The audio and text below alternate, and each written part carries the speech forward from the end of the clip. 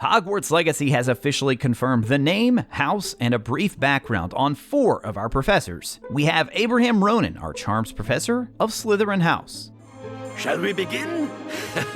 Welcome to Year 5 of Charms. Mirabelle Garlic, a charming Hufflepuff who will be our Herbology Professor. Oh, hello, class.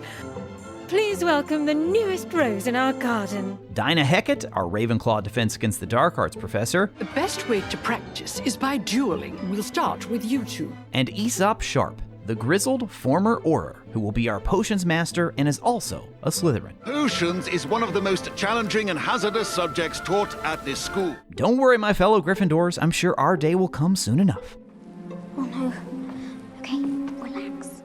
Now, I think the rollout and backstory on these professors has been absolutely brilliant, to be honest. First off, if you think back to the original book series, obviously a huge part of its success was due to the characters, but it wasn't just Harry, Ron, and Hermione that we fell in love with. It was the entire cast of Hogwarts professors like Dumbledore, McGonagall, Hagrid, and for some people, even Snape. Way back when I first started making Hogwarts Legacy videos, what seems like so long ago, I made a video where I said this. In order for Hogwarts Legacy to have a strong original story that's steeped in wizarding lore, they'll need strong supporting characters. The original series had a huge cast of strong supporting characters that became just as beloved as Harry Potter himself, in some cases even more so than Harry. So back to the present, now that we're starting to learn more about these professors, it's really starting to feel like a whole new era of Hogwarts with characters that have the potential, keyword potential there, to be as memorable as some of our longtime favorites. Which I know just sounds crazy to say, but think about over the course of this game, over the many hours, however many hours it's gonna be, of this action RPG, we're gonna be getting to know these professors. And while playing a video game is certainly a different feel than reading a book, what we've learned so far about these professors really has me excited to learn more. Let's start with Aesop Sharp, who will no doubt have fans drawing comparisons to one Severus Snape. This is a guy who is clearly going to push his students, and he does not care about being your friend or being liked. He's a guy who's battle-hardened from his time as an Auror. Now, originally, some fans thought he could possibly be Phineas Nigellus Black due to his resemblance to Gary Oldman in his portrayal of Sirius Black. We eventually learned that isn't the case, and we also learned that he is in Slytherin House, and here's what his character card reads. The gruff and keenly astute Professor Sharp enjoyed a lengthy and successful career as an Auror until an injury forced him from the field. Not wanting to push parchment around a desk at the Ministry, Sharp decided his time would be better spent sharing his extensive experience involving battle-worthy drafts and elixirs with the students at Hogwarts. Not easily impressed and wholly unwilling to suffer fools, he takes genuine pride in students who excel in his class despite his challenging curriculum. Of course, as I mentioned, the character card also confirms he is in Slytherin, which was a bit of surprise to some who were expecting a Gryffindor professor to be revealed when you consider that the first 3 professor cards we saw were from the other 3 Hogwarts houses. Ravenclaws, you know what I'm saying here. Now, if you're worried that he's just a little too similar to Severus Snape, community manager Chandler Woods says not to worry. He tweeted out, Sharp may fill some familiar potions professor tropes, Slytherin, tough curriculum, long hair, etc., but he definitely has certain qualities all his own that bring a unique flavor to his character. Personally, I actually think this is a super smart tactic to have these professors that draw comparisons to some of our old favorites. I mean, they were iconic characters for a reason, guys. In fact, I would even say that this is intentional, not to make him an exact copy of Snape, but for people to at least get a similar feel, some resemblance, certain traits that are almost callbacks, touchstones, if you will, to characters that we all know and love from Harry Potter's day. Now, whereas Sharp certainly won't be a professor that you'll want to hang around between classes, the exact opposite can be said for the delightful Mirabelle Garlic, our Herbology professor from House Hufflepuff. Look, I mean, her sunny demeanor was evident from her very first appearance in that original trailer, and it's further backed up with her character card description. London-born Professor Garlic grew up in a household full of muggles and didn't really feel at home until she was a student at Hogwarts. In fact, she will tell you that it was at the famed School of Witchcraft and Wizardry she finally blossomed herself and discovered her extraordinary affinity for magical plants. Her sunny demeanor and flowery language charm colleagues and students alike, prompting some students to worry she may one day leave them for another greenhouse. But Mirabelle Garlic would never leave her students. So, even if the right witch were to come along,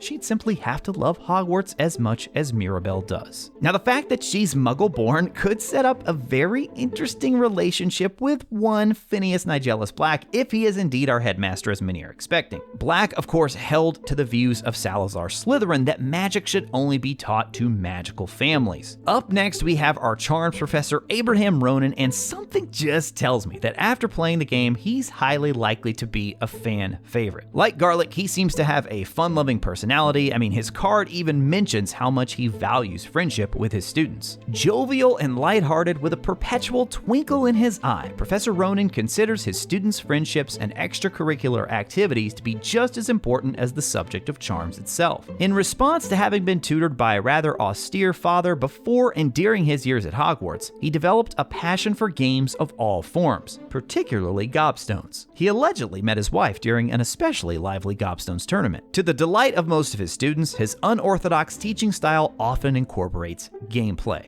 We've actually seen a bit of that gameplay in the trailer here. Like Sharp, Ronan is also in Slytherin House. So who do you guys think will be the head of Slytherin House? Let me know in the comments below. One of the other character cards revealed was that of our Defense Against the Dark Arts professor, Dinah Hecat of House Ravenclaw. Like Sharp, she also worked for the Ministry of Magic, but spent time in the Department of Mysteries. So rather than being an Auror, it sounds like she was an unspeakable for the Ministry of Magic. And after reading her character card, I'm getting some Mad Eye Moody vibes here. Take a listen to this. The stern but likable Professor Hecat takes her teaching responsibilities quite seriously. After a successful career with the Ministry of Magic, during which she is rumored to have spent time in the Department of Mysteries, she retired to become Hogwarts' Defense Against the Dark Arts professor. Though she is happy to be at Hogwarts, some believe her hands-on teaching method satiates an innate desire for action. Of all the professors we've seen so far, it certainly seems like these were the four featured the most prominently and the four who will likely have the biggest impact on our journey in the story. Aside from, of course, Professor Eleazar Fig. Even though Fig hasn't had his own character card just yet, we already know quite a bit about him. Chandler Wood's PlayStation blog post from back in March of 2022 said the following about Fig. To unearth mysteries behind ancient magic and stop Ranrock's rebellion, you'll need a friend and mentor to guide you along the way. Enter Professor Eleazar Fig, whose investigations into rumors of a goblin rebellion have earned him an uneasy skepticism from the Ministry of Magic. Alright, now I'm not going to predict that we go to the Ministry of Magic in this game. Look, it'd be incredible if we did, but it certainly seems like even if we do not, the Ministry of Magic is going to feature prominently in this game. I mean, we have two confirmed professors here who previously spent time working for the Ministry. Then we have Fig here, who is basically under the watchful eye of the Ministry and has a skepticism toward him. Then we also have this other angle that game director Alan Tude dropped in the recent gameplay showcase when he mentioned that the field guide we receive in-game is actually sent to us by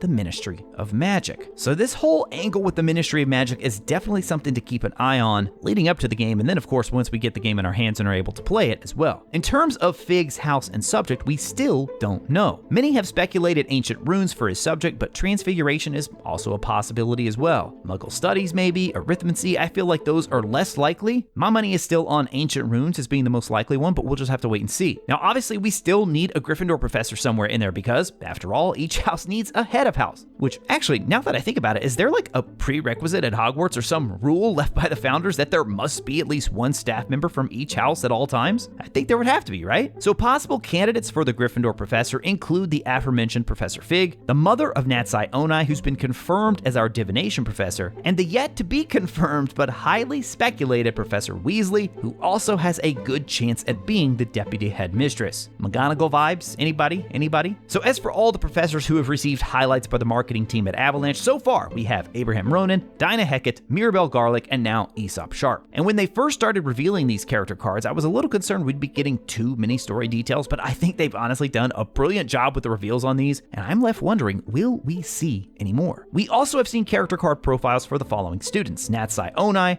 Poppy Sweeting, Sebastian Sallow, and Amit Thakar. And while Amit got a card just like the others, there's a chance his character could have a very different role to play in the game, and he may not be a true companion like the other three. Actually, I break that all down in another video, which you can check out on the right side of your screen now. There you can learn more about our Ravenclaw companion. As always, thank you all so much for watching. I'll talk to you again soon.